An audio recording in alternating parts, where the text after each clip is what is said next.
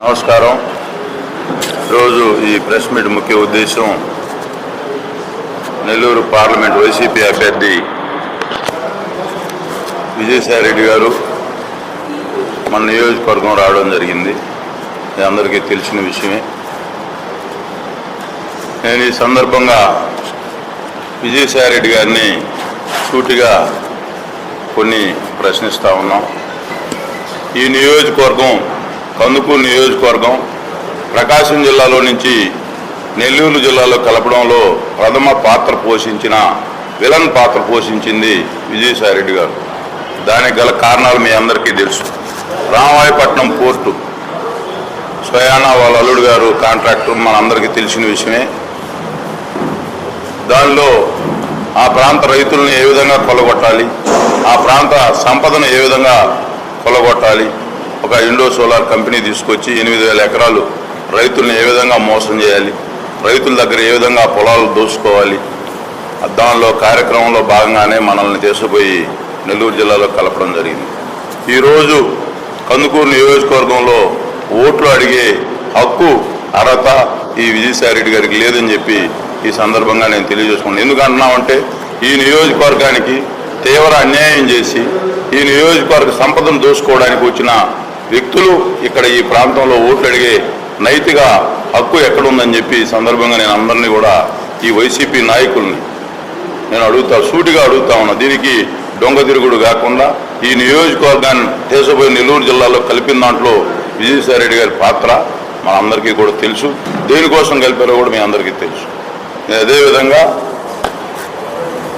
ఇప్పుడు 2024 నుంచి 2019 మధ్యలో ఈ జగన్మోహన్ రెడ్డి ప్రభుత్వ హయాంలో కందుకూరు జరిగిన అన్యాయాలు మీ అందరికీ తెలిసిన విషయమే. ఆ రోజు రామాయపట్నం ప్రారంభోత్సవ కార్యక్రమంలో ముఖ్యమంత్రి గారు ఏమేమి హామీలు ఇచ్చారు, ఎలక్షన్ల ముందు ఏమేమి హామీలు ఇచ్చారో మన అందరం కూడా చూసాం. రామపాడు ఎడమ కాలువకి నిధులు మంజూరైనాయి అని చెప్పి అబద్ధ ప్రచారాలు చేసి ఈరోజు రైతులు ఏ విధంగా ఇబ్బందులు పడతారు, పంట కూడా వేసుకోలేని పరిస్థితిలో రైతులు ఉన్నారు. అలాగే సోమశిల వాటర్ ఈరోజు 1.5 టీఎంసీ వాటర్ తీసుకొచ్చి ఇప్పుడు తెలుగుదేశం పార్టీ ప్రభుత్వం హయాంలో దానికి మొత్తం వర్క్లన్నీ కంప్లీట్ చేస్తే ఈ సంవత్సరం కనీసం 1/2 టీఎంసీ కూడా రాని పరిస్థితి. అదేవిధంగా ఉత్తర బైపాస్ రోడ్డుకి నిధులు మంజూరు చేస్తున్నాను ల్యాండ్ అక్వైజేషన్కి అని చెప్పాడు. అదేవిధంగా పట్టణంలో మౌలిక వసతులకి నేను ఈరోజు అమౌంట్ రిలీజ్ చేస్తానని అబద్ధాలు చెప్పాడు. అలాగే కరేడ్ పిహెచ్సి సెంటర్ ఇవన్నీ కూడా ఎక్కడా అక్కడికి రాని హామీలు ఇచ్చి ఇప్పుడు ఈరోజు నేను ఈ వైసీపీ నాయకుల్ని చాలా క్లియర్గా మేము అడుగుతా ఉన్నాం. మీరు ఎలక్షన్లో చెప్పిన అబద్ధాలు ఇప్పుడు ఎక్కడా కూడా ఒక హామీని కూడా నిర్వర్తించకుండా, ఒక హామీని కూడా కంప్లీట్ చేయకుండా ఈరోజు మీరు మళ్ళా కళ్ళబుల్లి మాటలు చెప్పి మళ్ళా జనాలు కందుకూరు నియోజకవర్గ ప్రజలను మళ్ళీ మోసం చేయడానికి దానిలో భాగంగానే ఈ కార్యక్రమం. మీరందరూ కూడా కందుకూరు నియోజకవర్గ విఘ్నులైన ప్రజలందరూ ఈ 5 సంవత్సరాలు ఎటువంటి జగన్మోహన్ రెడ్డి ఈ నియోజకవర్గానికి ఏమైనా మేలు చేశాడో చెప్పి ఓట్లు అడగాలని చెప్పి ఈ సందర్భంగా నేను తెలియజేసుకుంటాను. ఎందుకంటున్నామంటే మీరు చెప్పిన హామీలు మేము అడగకుండానే మీరు చెప్పారు. నిధుల ప్రభావం కందుకూరు మీద చెప్పిపోయాడు రామాయపట్నం ప్రారంభోత్సవ కార్యక్రమంలో. ఏమైనా ఎందుకు ఆగిపోయినాయో కందుకూరు నియోజకవర్గ ప్రజలకు చెప్పాల్సిన బాధ్యత వైసీపీ ఎవరైతే ఇప్పుడు ఉన్నారో ఎంపీ అభ్యర్థి కానీ ఎమ్మెల్యే అభ్యర్థి కానీ చెప్పాల్సిన బాధ్యత వాళ్ళ మీద ఉందని చెప్పి ఈ సందర్భంగా తెలియజేసుకుంటూ నేను ఓటర్ మహాశీలను కూడా మీ అందరి ద్వారా విజ్ఞప్తి చేస్తూ ఉన్నా. ఈ నియోజకవర్గంలో మీ అందరికీ తెలుసు, ఈ నియోజకవర్గంలో 2019లో ఏమైనా ప్రచారం చేసి ఇక్కడ తెలుగుదేశం అభ్యర్థిని ఓటమి పాల్గొనడానికి కారణాలు ఏందో మీ అందరికీ తెలుసు. నాన్ లోకల్ తీసుకొచ్చి ఇక్కడ అందరినీ అయోమయంలోకి నెట్టేసి తెలుగుదేశం పార్టీ ఓడిపోవడానికి కారణం. ఈరోజు అదే నాన్ లోకల్ వ్యక్తి ఇక్కడికి వచ్చి పోటీ చేస్తూ ఉన్నాడు.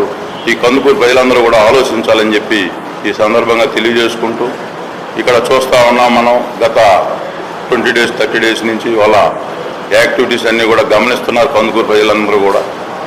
ఈ నియోజకవర్గం ఒక ప్రశాంతతమైన వాతావరణంలో ఉన్న నియోజకవర్గాన్ని మళ్ళా ఒక పొల్యూటెడ్ అయ్యే విధానంతో వాళ్ళు ప్రయాణం చేస్తూ ఉన్నారు.